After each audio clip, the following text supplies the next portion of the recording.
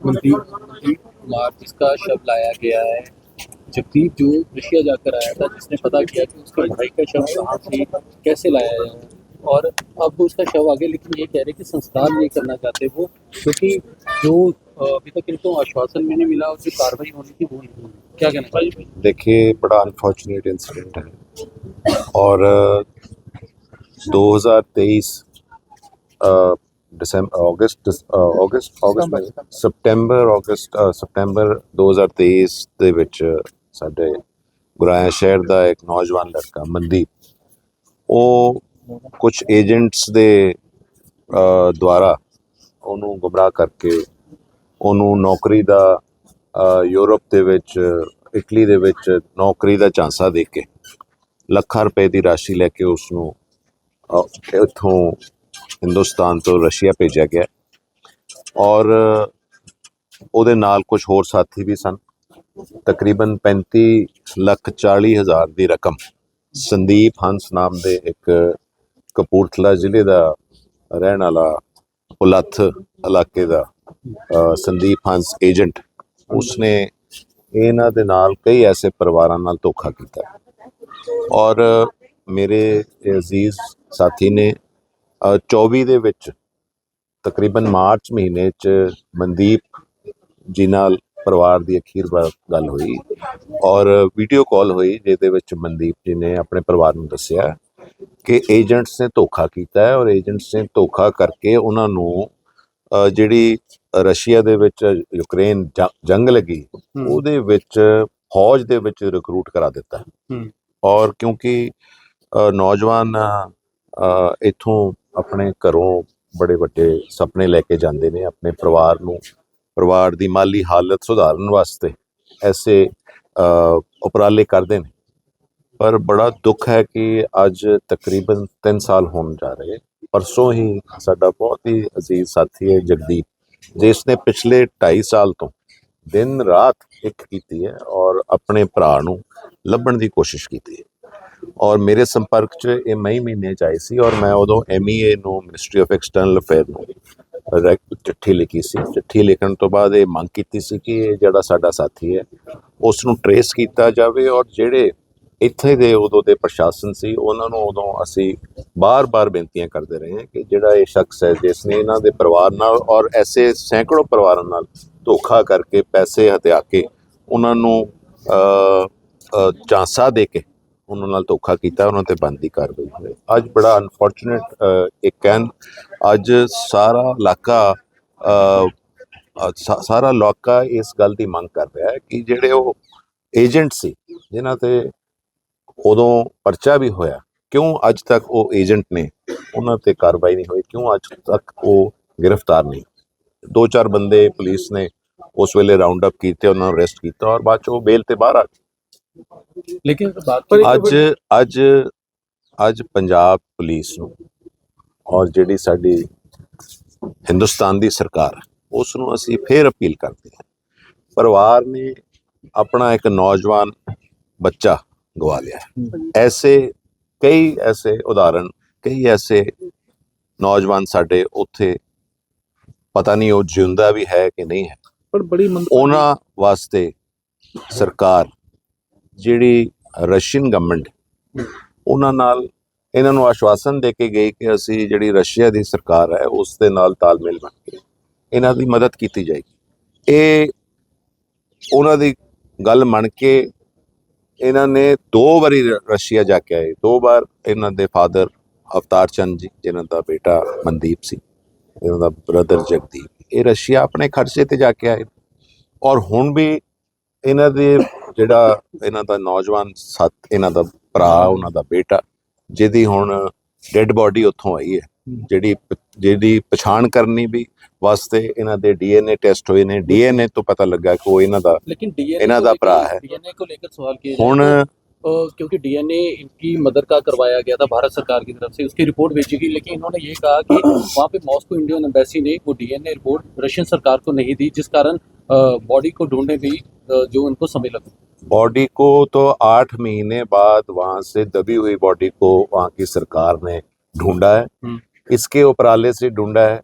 ये ग्राउंड पे खुद गया है, वहाँ की जो इंडियन एम्बेसी के जो हमारे अफसरान वहाँ बैठे, बड़े बड़े महलों में बैठे, उन्होंने इनकी कोई मदद नहीं की।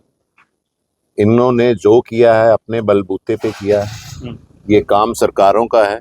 मैं इस बात को मानता हूँ कि ये एजेंट्स के द्वारा वहाँ गुमराह होके गए हैं, पर एक बार अगर इनसे इनसे यार इनके बच्चे से कोई ऐसी चूक हुई, अब सरकार का भी फर्ज बनता था कि इनके परिवार के साथ खड़े होना। अभी मुझे जानकारी मिली है कि ऐसे 100 और साथ इनके बेटे के साथ कुछ साथी गए थे, वो वापस आ गए, जिनकी जान बच गई। अभी ऐसे कई लोग हैं जिनके बच्चे वहाँ लापता हैं। अभी एक सरदार जी अभी लुधियाना से आए हैं, वो बता रहे हैं कि सितंबर महीने पिछले 2025 सितंबर में उनका बेटा वहाँ गया, यहाँ मेडिकल की 12वीं पास करके गया और रशिया में एज स्टूडेंट वीजा पे गया मेडिकल प्रोफेशन को परस्यू करने के लिए। पर वहाँ उसको जाके बोला गया कि जो पार्ट टाइम काम करना है वो आर्मी के साथ, आपने जो एक डॉक्टर्स चलते हैं फौजियों की, जख्मी फौजियों के इलाज के लिए, उसकी मदद के लिए आपको पार्ट टाइम जॉब देते हैं। पर वो अभी कुछ काफी लंबे अरसे से उस लड़के के साथ बात नहीं हो पा रही, वो भी रशियन आर्मी में डाला गया। सो अभी ये जो मौका है बड़ा गंभीर है। आज जरूरत है कि हमारी यहाँ की सरकार, सबसे पहले तो पंजाब की सरकार, जो ऐसे एजेंट, उनको जैसे एक ऑपरेशन होता है ना, जैसे ऑपरेशन सिंदूर हुआ, ऐसा ऑपरेशन करें और ऐसे सारे एजेंट्स हैं उनको राउंड अप करके कल मनदीप के भाई उनको अरेस्ट किया जाए। जब एयरपोर्ट पे लाया गया तब भी कोई सरकार द्वारा मदद नहीं की गई, तब भी कांग्रेस के जो प्रदेश अध्यक्ष हैं वडिंग को कहकर एम्बुलेंस करवाई गई। लग नहीं रहा है कि सरकार को मदद करनी चाहिए? देखिए, मैं समझता हूँ कि इस समय हमें राजनीति की बात नहीं करनी चाहिए। ये ऐसा एक मुद्दा है जिसमें अब क्रॉस पार्टी लाइंस हमको एकजुट होके ये लड़ाई लड़नी चाहिए। मुझे अमरिंदर सिंह राजा वड़िंग जी का हम बहुत धन्यवाद करते हैं जिन्होंने इनकी मदद की। हमारी पार्टी के प्रेसिडेंट हैं, हमारे और भी एमएलए साहबान, इन्होंने मुझे बताया। परगट सिंह जी ने भी इनकी मदद की। चलो, फाइनेंशियली हेल्प तो फाइनेंशियली हेल्प से किसी का बच्चा वापस नहीं आ सकता, पर जो जितने सवाल पूछ रहे हैं जो जितनी क्षमता रखता है उसने अपनी मदद करने की कोशिश की है। सिंह चन्नी से ये मिले थे, उन्होंने भी आश्वासन दिया था, लेकिन ये देखिए, उन्होंने कोई भी मदद नहीं की। मुझे चन्नी जी के बारे में मालूम नहीं। मैं इस परिवार के साथ जुड़ा हुआ हूँ, पहले दिन से जुड़ा हूँ, और जहां भी इन्होंने मेरी कोई भी ड्यूटी लगाई है, मैंने उस पे अपनी तरफ से अपना मैंने जो मेरी भूमिका चाहिए वो मैंने की। जलंधर में आज भी मैं इस परिवार के साथ खड़ा हूँ।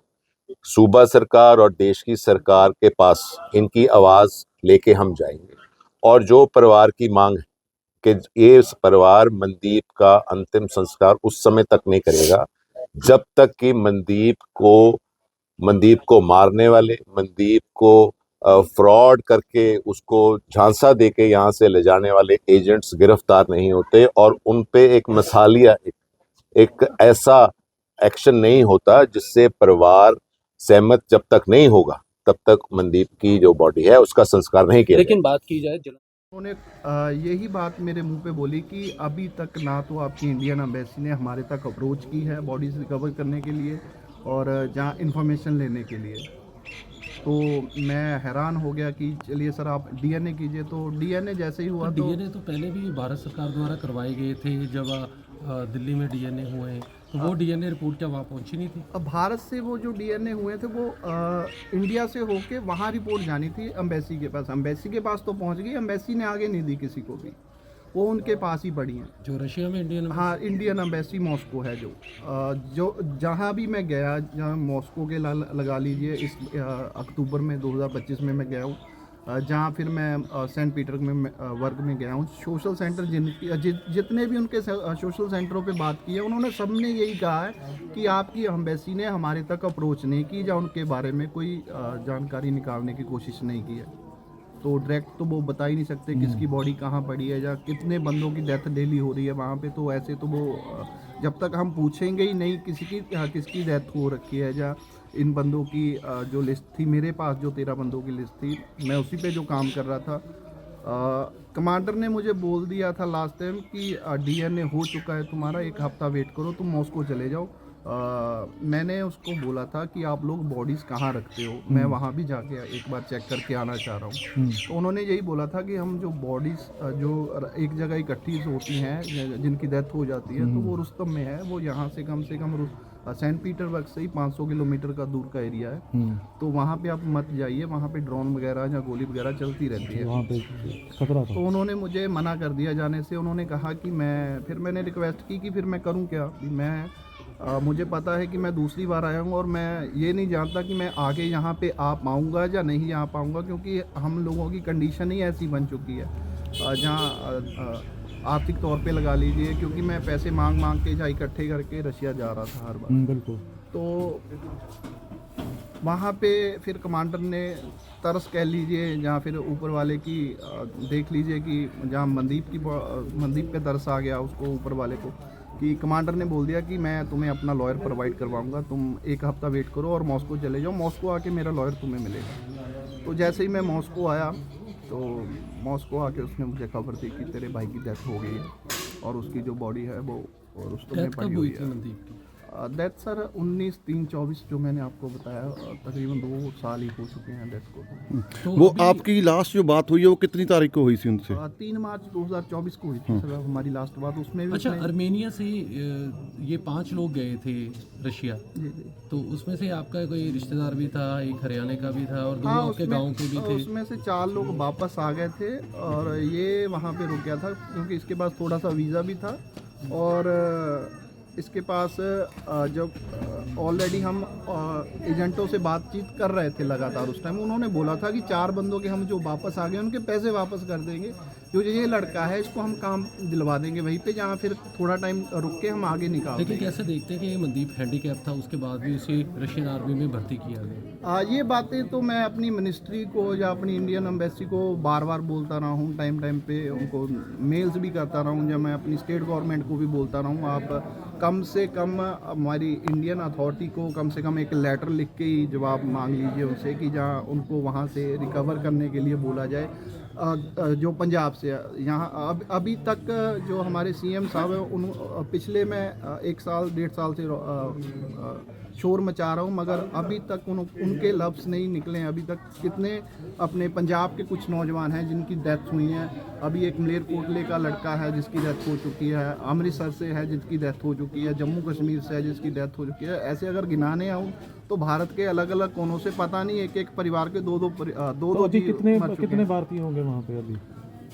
सर जो तकरीबन जो मुझे पता चला था 800 से 900 अभी भी वहाँ पे लोग फंसे हुए हैं। अच्छा जगदीप, बात की जाए तो अब आपके भाई का शव जो घर आ चुका है, लेकिन आपकी तरफ से कहा जा रहा है कि संस्कार नहीं अभी किया जाएगा, कारण क्या है? क्या कोई डिमांड है क्या? सर अभी जो मैंने बोला कि पहले भी ना तो पुलिस प्रशासन की ओर से अभी तक कोई कार्रवाई की गई है एजेंटों के ऊपर। मैं बार बार टाइम पे इनको मेल डालता रहा हूँ या फ़ोन करके खुद भी पूछता रहा हूँ। 4 एसएसपी हमारे जलंधर जिला के बदल चुके हैं, 8 एसएचओ बदल चुके हैं, 3 एएसआई बदल चुके हैं, मगर कार्रवाई की खड़ी है। ना तो उनको कल पकड़ा गया था, ना उनको आज लेकिन पकड़ा एक गया। जो मेन एजेंट था अंकित डोंकर, उसे तो अमृतसर पुलिस ने पकड़ लिया था। और उसको इस केस में नहीं ना पकड़ा, उसको किडनैपिंग के केस में पकड़ा था। ये तो अभी वहाँ से शिफ्ट करके जनवरी से ये प्रोटेक्शन वारंट पे यहाँ लाना चाह रहे हैं। वो प्रोटेक्शन वारंट ही पता नहीं इनको मिलना है, 1 साल से ऊपर का टाइम हो तो चुका है। संस्कार कब किया जाएगा? सर पहले तो हम अभी जो सोच रहे हैं वो धरना प्रदर्शन की सोच रहे हैं, या तो मेन हाईवे जाम किया जाएगा। हम तब तक संस्कार नहीं करेंगे जब तक सभी एजेंटों को गिरफ्तार नहीं कर लिया जाता और बनती कार्रवाई उन पे कड़ी से कड़ी कार्रवाई नहीं की जाती, मैं संस्कार नहीं करूँगा। तो और भी कोई डिमांड है? नहीं सर, और क्या करूँगा? सेंट्रल गवर्नमेंट से या अपनी केंद्रीय गवर्नमेंट से क्या करूँगा, क्योंकि मैं उनको बार बार बोलता हूँ, उनसे तो मैं लगातार मीटिंगें करता आया हूँ, क्योंकि इंडियन अथॉरिटी की ओर से बोला गया था कि अब से जब मनदीप मेरा भाई फंसा था और उसके साथ और कई लोग फंसे थे, तो इंडियन गवर्नमेंट की ओर से बोला गया था रशियन गवर्नमेंट को कि और जो इंडियंस हैं वो भर्ती नहीं किए जाएंगे। उसके बावजूद भी एजेंट इतने सक्रिय हैं, या धड़ल्लेबाजी चल रही है या स्कैम चल रहा है। लगातार इंडियंस लोग जो है ज्वाइनिंग हो रहे हैं, लगातार मर रहे हैं परिवार। अभी भी 33-34 केस हैं जो मिसिंग है, सबके कॉल आ रहे हैं। अभी मेरे को खुद को ही नहीं पता आगे क्या करना है, तो मैं उन परिवारों की क्या हेल्प करूँगा। तो अभी राजा वड़िंग आ रहे हैं यहाँ पर? हाँ जी, उन्होंने बोला है कि आधे पौने घंटे में आने वाले हैं। संत सीचेवाल जी भी आने वाले हैं, क्योंकि इन लोगों ने मेरी बहुत ज़्यादा हेल्प की है। और जलंधर से प्रगट सिंह जी हैं जिन्होंने मेरी काफ़ी आर्थिक तौर पे भी हेल्प की है। उसके अलावा जो अगर मैं कहूँ किसी ने मेरी हेल्प की है तो नहीं। ठीक। दूसरा जी सिंह जी, कहाँ के रहने वाले हैं आप? पिंड डाबा, जिला लुधियाना जी। अच्छा, आज आप यहाँ आए हो जगदीप के घर, क्या कारण है? कारण जी, उनके बेटे को जो डेड बॉडी आई है, जैसे हमारा बच्चा है वो हमारे बच्चे के बराबर ही है, और उस दुख के कारण ही हम तो आए। तो आपका बेटा भी क्या रशिया में गया है, क्या रशिया आर्मी में? जी जी। ਕਿਵੇਂ ਕਿਵੇਂ ਜਾਨੀ ਕਿ ਜਾਣਾ ਦਾ ਸਬਬ ਬਣਿਆ ਵੀ ਰਸ਼ੀਆ ਹੀ ਕਦੋਂ ਦਾ ਜਾਣਾ ਸੀ? ਗਿਆ? ਕਦੋਂ ਕਿੰਨੀ ਤਰੀਕ ਨੂੰ ਗਏ ਸੀ? ਉਹ ਇੱਥੋਂ ਜੀ ਆਪਣੇ ਗਿਆ ਸੀਗਾ ਜੀ 16 ਜੁਲਾਈ ਨੂੰ ਸਟੱਡੀ ਵੀਜ਼ੇ ਤੇ ਉਸ ਤੋਂ ਬਾਅਦ ਸਾਡੀ ਮਹੀਨੇ ਦੇ ਕਰੀਬ ਸਾਡੀ ਗੱਲਬਾਤ ਹੁੰਦੀ ਰਹੀ ਆ। ਉਸ ਤੋਂ ਬਾਅਦ ਬੱਚੇ ਨੂੰ ਮਾਸਕੋ ਤੋਂ 4.5 ਘੰਟੇ ਦਾ ਸਫ਼ਰ ਤੈਅ ਕਰਕੇ ਪਲੇਨ ਦੇ ਵਿੱਚ ਉਹ ਲੈ ਕੇ ਗਏ ਨੇ ਆਰਮੀ ਜੁਆਇਨਿੰਗ ਕਰਾ ਲਈ। ਉਹ ਕਿਸੇ ਨੇ ਉੱਧਰ ਏਜੰਟਾਂ ਨੇ ਲਾਲਚ ਦੇ ਕੇ ਉਹਨੂੰ ਸੈਲਰੀ ਦਾ ਕੁਛ ਉਹਨੂੰ ਕਿਹਾ ਗਿਆ ਵੀ ਡਾਕਟਰ ਦਾ ਅਸਿਸਟੈਂਟ ਰੱਖਿਆ ਜਾਵੇਗਾ, ਕਿਉਂਕਿ ਬੇਟੇ ਨੇ ਮੇਰੇ ਨੇ ਮੈਡੀਕਲ ਲਾਈਨ ਦੇ ਵਿੱਚ ਐਕਸਰੇ ਟੈਕਨੀਸ਼ੀਅਨ ਦਾ ਡਿਪਲੋਮਾ ਕੀਤਾ ਹੋਇਆ ਸੀ। ਉਸ ਬੇਸ ਤੇ ਹੀ ਬੱਚੇ ਨੇ ਕਿਹਾ ਵੀ ਚਲੋ ਸ਼ਾਇਦ ਸਾਡੀ ਤਰੱਕੀ ਹੋਊਗੀ, ਕੁਛ ਫਾਇਦਾ ਹੋਊਗਾ, ਵੀ ਚਲੋ ਮੈਨੂੰ ਆਪਣੀ ਪੜ੍ਹਾਈ ਦੇ ਬੇਸ ਤੇ ਹੀ ਕੰਮ ਮਿਲ ਰਿਹਾ। ਤੋ ਉਹਨਾਂ ਨੇ ਕਿਹਾ ਵੀ ਚਲੋ ਮਾੜਾ ਮੋਟਾ ਤੁਸੀਂ ਉਹਦਾ ਟ੍ਰੀਟਮੈਂਟ ਕਰਨਾ ਜੋ ਉੱਥੇ ਜ਼ਖਮੀ ਹੋਣਗੇ ਬੰਦੇ। ਤੇ 15 ਦਿਨ ਦੀ ਟ੍ਰੇਨਿੰਗ ਦਿੱਤੀ ਗਈ ਆ। 15 ਦਿਨ ਤੋਂ ਬਾਅਦ ਉਹਨੂੰ ਫਰੰਟ ਲਾਈਨ ਤੇ ਲੜਾਈ ਦੇ ਵਿੱਚ ਭੇਜਿਆ ਗਿਆ। ਕੀ ਗੱਲਬਾਤ ਕੀ ਹੋਈ ਸੀ ਜਦੋਂ ਉਹਨੇ ਲਾਸਟ ਵਾਰੀ ਗੱਲਬਾਤ ਕੀਤੀ ਤੁਹਾਡੇ ਨਾਲ ਉਹਨੇ? ਸਾਨੂੰ ਜੀ ਲਾਸਟ 9 ਤਰੀਕ ਨੂੰ ਗੱਲਬਾਤ ਹੋਈ ਉਹਨਾਂ ਨਾਲ, ਸਿਰਫ 22 ਸਕਿੰਟ। ਉਹਦੇ ਵਿੱਚ 12 ਸਕਿੰਟ ਸਾਡੀ ਗੱਲਬਾਤ ਹੋਈ ਆ। ਬੇਟੇ ਨੇ ਸਿਰਫ ਮੇਰਾ ਹਾਲ ਚਾਲ ਪੁੱਛਿਆ, ਆਪਣਾ ਦੱਸਣ ਦੀ ਵਾਰੀ ਉਹ ਫੋਨ ਕੱਟਿਆ ਗਿਆ ਜੀ। ਕੁਝ 9 ਕਿਹੜੇ ਜੀ? 9 ਦਸੰਬਰ ਨੂੰ ਹੋਏਗਾ। 9 ਸਤੰਬਰ ਜੀ 2025। 9 सितंबर। हाँ जी। तो कौन सी वर्गामी हुई ਤੁਹਾਡੀ? कंट्री नहीं। के कौन से देश गया था रशिया? ਮਾਸਕੋ ਸ਼ਹਿਰ ਗਏ ਸੀਗਾ ਜੀ ਸਟੱਡੀ ਵੀਜ਼ੇ ਤੇ। MSLU है अकेडमी जी। अच्छा, तो कहाँ के एजेंट ने भेजा है? यहाँ लोकल ही थे एजेंट? ਲੋਕਲ ਸੀ ਵਿਸ਼ਕਰਮਾ ਚੌਂਕ ਤੋਂ ਜੀ, ਇੱਕ ਲੇਡੀਜ਼ ਆ, हाँ। ਉਹਨਾਂ ਨੇ ਭੇਜਿਆ ਜੀ। अच्छा, तो फिर उसके बाद जब बातचीत हुई तो तब उसने आपने देखा वर्दी पहने हुए उसे आर्मी की? जी जी, आर्मी की वर्दी भी देखा है। बेटे ने भी कहा भी, हमने पूछा भी आपने आर्मी की वर्दी क्यों पहना, और कह रहे हैं भी हमने वर्दी इसलिए पहना, ये कहते हैं भी 15 दिन की आपकी हल्की फुल्की ट्रेनिंग है, क्योंकि वहाँ लड़ाई लगी हुई है, भी कुछ भी हो सकता है, भी कोई माड़ी मोटी दिक्कत हुई भी आप अपना बचाव कर सकते हो। रखना है आपको डॉक्टर का असिस्टेंट ही, लेकिन वहाँ हल्की फुल्की ट्रेनिंग ज़रूरत है। लेकिन उसे फिर असिस्टेंट की जगह वॉर में भेज दिया? बाद में उन्होंने वार जोन में फ्रंट लाइन पे यूक्रेन में जो रूस के साथ युद्ध चला हुआ है उसके बीच फ्रंट लाइन पे भेज ਕਿੰਨਾ दिया। ਸਮਾਂ ਹੋ ਗਿਆ ਗੱਲਬਾਤ ਨੂੰ? 9 ਸਤੰਬਰ ਤੋਂ ਬਾਅਦ ਕੋਈ ਗੱਲਬਾਤ ਨਹੀਂ ਹੋਈ ਜੀ ਸਾਨੂੰ, ਜਾਣੀ ਕਿ ਵੀਡੀਓ ਉਹਨਾਂ ਦੀ ਦੇਖਣ ਤੋਂ ਬਾਅਦ ਕਿਸੇ ਨੇ ਦੇਖੀ ਆ, ਔਰ ਸਾਨੂੰ 11 ਸਤੰਬਰ ਨੂੰ ਪਤਾ ਲੱਗਿਆ, 2 ਦਿਨ ਬਾਅਦ ਚ। 2025 में भेजा? ਹਾਂਜੀ 2025 ਦੇ ਵਿੱਚ। तो कर्ज लेकर भेजा था आपने? ਹਾਂਜੀ, ਆਪਣਾ प्लाट में गहने रख के कितना बच्चे ਨੂੰ कर्जा- भेजा कितना कर्जा लिया? हमने ये 7.5 लाख रुपया लिया था, हम्म, और 4.5 लाख तो एजेंट ने ले लिया। बाकी कुछ उसका जाने का कुछ खर्चा हो गया, टिकट का हुआ, सारा डाल के 6.5 लाख रुपया उनका उधर ही लग गया। तो पुलिस पे शिकायत दर्ज करवाई एजेंट के खिलाफ? नहीं, हम एजेंट के थ्रू इसलिए नहीं कुछ किया जी। एजेंट कहता है भी हमने तो आपका बच्चा से वहाँ पहुँचा दिया जहाँ उसने कहा था, उसके बाद आपकी बातचीत होती रही है, इसलिए हमारा इसमें कोई दोष नहीं है। तो फिर और आपने हमने- शिकायत क्यों नहीं दर्ज करवाई? इसीलिए तो की नहीं भी, हमारा बच्चा बिल्कुल सही बात कर रहा था महीना। ਤੇ ਹੁਣ ਤਾਂ 2.5 ਮਹੀਨੇ ਹੋ ਚੱਲੇ, ਹਾਂਜੀ। ਗੱਲਬਾਤ ਨਹੀਂ ਹੋਈ। ਉਸ ਤੋਂ ਬਾਅਦ ਵੀ ਨਹੀਂ ਕੋਈ ਕੰਪਲੇਂਟ ਕੀਤੀ? ਫਿਰ ਹੁਣ ਤੁਸੀਂ ਨਹੀਂ, ਅਸੀਂ ਡੀਸੀ ਆਫਿਸ ਗਏ ਆ ਜੀ, ਉਹਨਾਂ ਨੂੰ ਕੰਪਲੇਂਟ ਦੇ ਕੇ ਆਏ ਆ ਬਈ ਇਦਾਂ ਦਾ ਕਰਕੇ ਵੀ ਸਾਡਾ ਬੱਚਾ ਰਸ਼ੀਆ ਗਿਆ ਹੋਇਆ, ਵੀ ਆ ਉਹਨੂੰ ਆਰਮੀ ਦੇ ਵਿੱਚ ਭੇਜਿਆ ਗਿਆ। ਤੇ ਉਹਨਾਂ ਨੇ ਕਿਹਾ ਵੀ ਸਾਨੂੰ ਐਪਲੀਕੇਸ਼ਨ ਦੇ ਜੋ, ਤੇ ਉਹਨਾਂ ਨੇ ਆਪਣੇ ਸਾਈਨ ਕਰਕੇ ਉਸੇ ਟਾਈਮ ਅੱਗੇ ਰੈਫਰ ਕਰ ਦਿੱਤੀ ਹੈ। ਕਿੰਨਾ ਤੇ ਉਸ ਤੋਂ ਬਾਅਦ ਸਾਨੂੰ ਉਹ ਦਿੱਤੀ ਗਈ ਹੈ ਜੀ 20 ਸਤੰਬਰ ਨੂੰ ਤਕਰੀਬਨ। ਤੇ ਉਸ ਤੋਂ ਬਾਅਦ ਕੋਈ ਕਿਸੇ ਨੇ ਨਹੀਂ, ਕੋਈ ਰਿਸਪੌਂਸ ਨਹੀਂ ਮਿਲਿਆ ਜੀ। ਸਿਰਫ ਇੱਕ ਆਪਣੇ CBI ਵਾਲੇ ਆਏ ਸੀਗੇ, ਤੇ ਉਹਨਾਂ ਨੇ ਆਪਣਾ ਬੱਚੇ ਦਾ ਸਾਰਾ ਕੁਝ ਪਤਾ ਲੈ ਕੇ ਚਲੇ ਗਏ, ਕਹਿੰਦੇ ਸਾਨੂੰ ਘਰ ਨਹੀਂ ਲੱਭ ਰਿਹਾ ਸੀਗਾ। ਮਹੀਨੇ ਡੇਢ ਮਹੀਨੇ ਬਾਅਦ ਆਏ ਨੇ ਉਹ ਸਾਡੇ ਕੋਲ ਤੇ ਅਸੀਂ ਤਕਰੀਬਨ ਸਾਰੇ ਭੱਜ ਨੱਠ ਕਰ ਲਿਆ। ਉਸ ਤੋਂ ਬਾਅਦ 2 ਐਮਪੀਆਂ ਕੋਲ ਵੀ ਜਾ ਚੁੱਕੇ ਹਾਂ। ਉਹਨਾਂ 'ਚੋਂ ਇੱਕ ਐਮਪੀ ਮਿਲਿਆ ਤੇ ਇੱਕ ਨਾਲ ਕਾਲ ਤੇ ਗੱਲ ਹੋਈ ਆ। ਠੀਕ ਹੈ ਜੀ। ਤੇ ਉਹਨਾਂ ਦੇ ਪੀਏ ਸਾਹਿਬ ਨਾਲ ਹੀ ਗੱਲਬਾਤ ਹੋਈ। ਉਹਨਾਂ ਨੇ ਡਾਕੂਮੈਂਟ ਮੰਗੇ, ਉਹ ਦੇ ਦਿੱਤੇ। ਉਹਨਾਂ ਨੇ ਐਪਲੀਕੇਸ਼ਨਾਂ ਗਾਹਾਂ ਭੇਜ ਵੀ ਦਿੱਤੀਆਂ ਤੇ ਇੱਕ ਦਾ ਰਿਸਪੌਂਸ ਆਇਆ, ਉਹ ਕਹਿੰਦੇ ਆ ਵੀ ਪ੍ਰੋਸੈਸ ਚੱਲ ਰਿਹਾ। ਤੇ ਉਸ ਤੋਂ ਬਾਅਦ ਕੋਈ ਗੱਲਬਾत नहीं हुई। उम्मीद है आपका बेटा अभी सही सलामत है, कुछ जानकारी और मिल पाई है इसके लिए?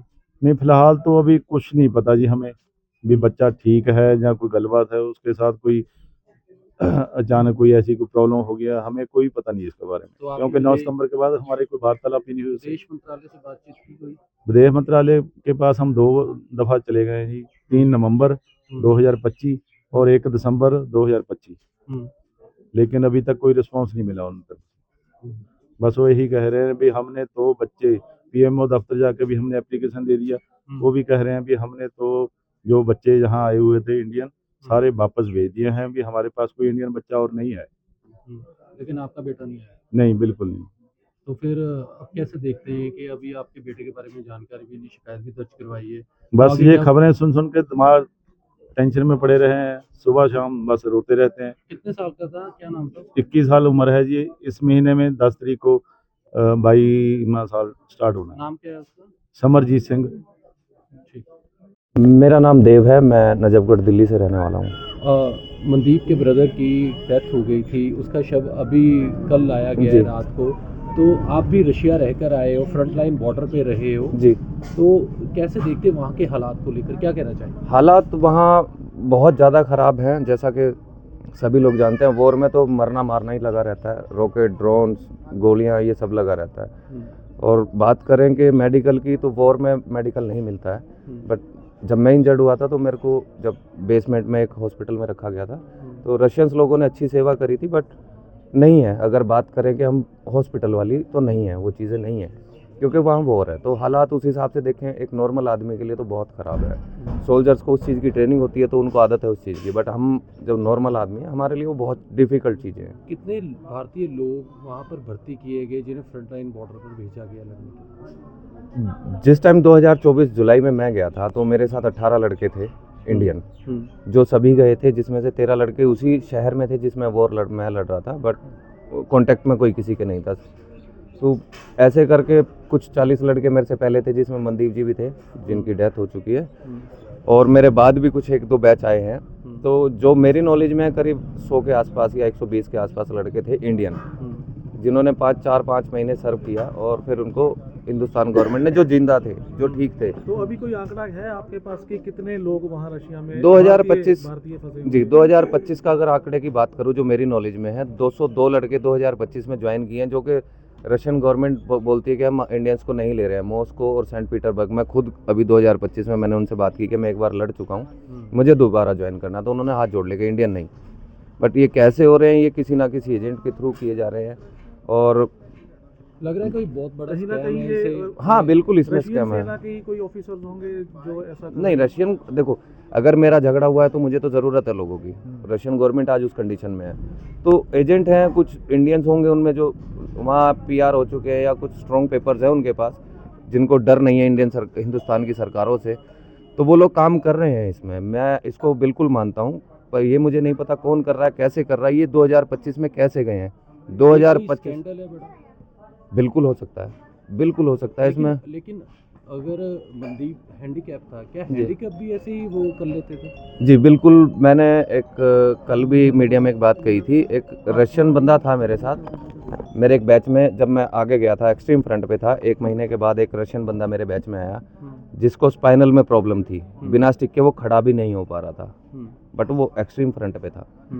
तो हैंडीकैप्ड होना थोड़ा बहुत अलग चीज़ है, बट जो स्पाइनल में ही प्रॉब्लम है वो खड़ा ही नहीं हो पा रहा उस आदमी को भी, और रशियन है वो। तो सोच सकते हैं हालात किस तरीके के, और रशियन गवर्नमेंट को किस लेवल पे ज़रूरत है लोगों की, लड़ने वालों की। जैसे जगदीप ने बताया कि डीएनए यहाँ से करके भेजे गए थे, लेकिन जी। वहाँ पे मॉस्को इंडियन एम्बेसी जो है, जी उन्होंने आगे डीएनए प्रोवाइड ही नहीं करवाए। तो ऐसे क्या लग रहा है कि जो इंडियन एम्बेसी है मॉस्को, क्या वो कोई भारतीय लोगों को लेकर चिंतित नहीं है? बिल्कुल, मैं इस बात पे एक ही बात कहना चाहूँगा। हमारी इंडियन गवर्नमेंट जो विदेश मंत्रालय है, यहाँ से गाइडेंस दी जाती है वहाँ, वहाँ लोगों को बहुत डिले है। मैं एक बार एम्बेसी गया था, जगदीप भाई के साथ में ही था, तो एक लड़का आया हुआ था, उसका किसी ने पासपोर्ट छीन लिया था मार के। वो बेचारा 3 महीने से चक्कर काट रहा था, बोलते हैं पुलिस में जाओ, यहाँ जाओ। उसको एक वाइट पेपर नहीं दिया गया, वो घर आ जाता। वो बोल रहा है सर मुझे घर जाना, टिकट मैं अपनी करा लूँगा, नहीं दिया। तो एम्बेसी, मेरे को नहीं लगता कि एम्बेसी कुछ काम कर रही है। बात करें 2024 में जब हमें वापस भेजा गया था, उस टाइम जो सेंट पीटरबर्ग में जो एम्बेसी है, वहाँ पे एक अनिल जी थे उत्तराखंड से, उन्होंने हमारी बहुत हेल्प की और बहुत अच्छे से हमें समझा के हमारी टिकटें टुकटे करा के सब जितने 18 लोग थे हमें सबको वापस भेज दिया था। बात करें मॉस्को एम्बेसी की, तो मॉस्को एम्बेसी से मैं बिल्कुल सेटिस्फाई नहीं हूँ। मुझे बहुत दुख है इस बात का कि आप इतने बड़े ऑफिसर्स हैं, वहाँ बैठे हैं, आप देश को रिप्रेजेंट कर रहे हैं, वहाँ चीज़ें कर रहे हैं, फिर हमारी हेल्प क्यों नहीं हो रही? लेकिन कई वीडियोस भी सामने आए हैं जिसमें भारतीय लोग कह रहे हैं, चाहे पंजाब के अलग राज्यों के हैं, वो कह रहे हैं कि हमें जबरी उस रूसी सेना में ज़बरदस्ती भर्ती किया जा रहा है। तो वहाँ पे ज़बरदस्ती कैसे भर्ती किया जाता है? सर ज़बरदस्ती तो मैं आपको अपने घर के अंदर नहीं घुसा सकता। आप मेरे घर के बाहर खड़े हो, मैं अंदर नहीं ले जा सकता आपको, ये चीज़ें गलत हैं। हाँ, जो ये हो रहा है उसके पीछे एक रीज़न है, हमारे हिंदुस्तान में, खासकर हमारे पंजाब, हरियाणा और राजस्थान में जो नए बच्चे हैं, जो 22, 20, 21 साल के हैं, उनको बड़ा करने की चाहत है। वो बड़ा करने की चाहत में पैसा कर्जे पे उठाते हैं, एजेंट से मुलाकात करते हैं, एजेंट उनको रशिया भेज देता है, क्योंकि आज सबसे ईजी रशिया जाना है।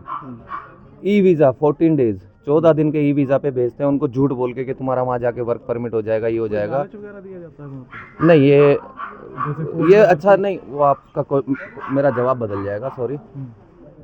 एजेंट लोग उनको बोलते हैं कि वहाँ जाके आपका वीज़ा कन्वर्ट हो जाएगा, ये हो जाएगा, वो हो जाएगा, तुम्हारी 1 लाख रुपए सैलरी। कुछ नहीं होता। 14 दिन के बाद वो इलीगल हो जाते हैं। अब उनको पीछे पता है कि मेरा घर गिरवी रखा है, वो घर गिरवी जो रखा वो भी छुड़ाना है, वापस जाता हूँ तो घर बिक जाएगा। फिर उसको वहाँ एक आधा कोई ऐसा इंसान मिलता है कि आर्मी ज्वाइन कर लेते हैं, 40 लाख मिलेगा, 30 लाख मिलेगा, क्या करेगा मरता हुआ इंसान? तो ये जो कमी है, एजेंट, मुझे वो आर्मी में कराने वाले कौन है मुझे नहीं पता। इसमें जो सबसे मेन है वो एजेंट हैं जो यहाँ हिंदुस्तान में ठगी कर रहे हैं 4-4 लाख रुपए से 14 दिन का वीज़ा देके। और मैं आप सबके माध्यम से जितने भी हिंदुस्तान में बच्चे हैं, जवान जो रशिया जा रहे हैं या किसी भी विदेश में जा रहे हैं, खासकर रशिया की बात करूंगा, भाई हाथ जोड़ के विनती है, रशिया में कोई वीज़ा एक्सटेंड नहीं होता। आप कन्वर्ट होने की बात भूल जाएं, एक्सटेंड भी नहीं होता। अगर आपको कोई बहुत ज़्यादा मेडिकल इमरजेंसी ना हो तो उसमें सिर्फ एक्सटेंड होने की है, वो भी 10 दिन 5 दिन। कोई भी एजेंट कहता है कि ये कन्वर्ट करा देंगे, कुछ नहीं होता वहाँ, आप सिर्फ ठगे जा रहे हो। तो बस अपने घर आओ सुख शांति से, भाई आर्मी मत जाओ, मौत है वहाँ, 100% मौत है। आप लोगों को बंदूक चलानी आती नहीं, आप वहाँ बात करते हो रॉकेटों से, नहीं कर पाओगे। तो जो भी मेरे देश के जवान बच्चे वहाँ हैं या जो रशिया जाना चाहते हैं, ई वीज़ा पे कोई ना जाए, मेरी सबसे हाथ जोड़ के यही रिक्वेस्ट है, ई वीज़ा पे कोई ना जाए, और जाएँ तो वर्क परमिट पे जाएँ या कोई और वीज़ा लेके जाएँ, वो एक बार को चल जाएगा। क्योंकि पुलिस पकड़ती है, पुलिस जब आपको पकड़ती है, जेल भेजती है, वो डिपोर्ट करती है। तो उसमें हमारे जो रशिया के साथ बहुत अच्छे संबंध है हमारे देश के, जो हमारे, मैं बात करूँ पर्सनली सिंगल इंसान की, जो वो रशियन जो हमारी रिस्पेक्ट करते हैं, वो ख़राब हो रही है सिर्फ इस ई वीज़ा के चक्कर में। तो बस आप लोगों के माध्यम से यही कहना चाहूँगा सबको, आपका बड़ा धन्यवाद है।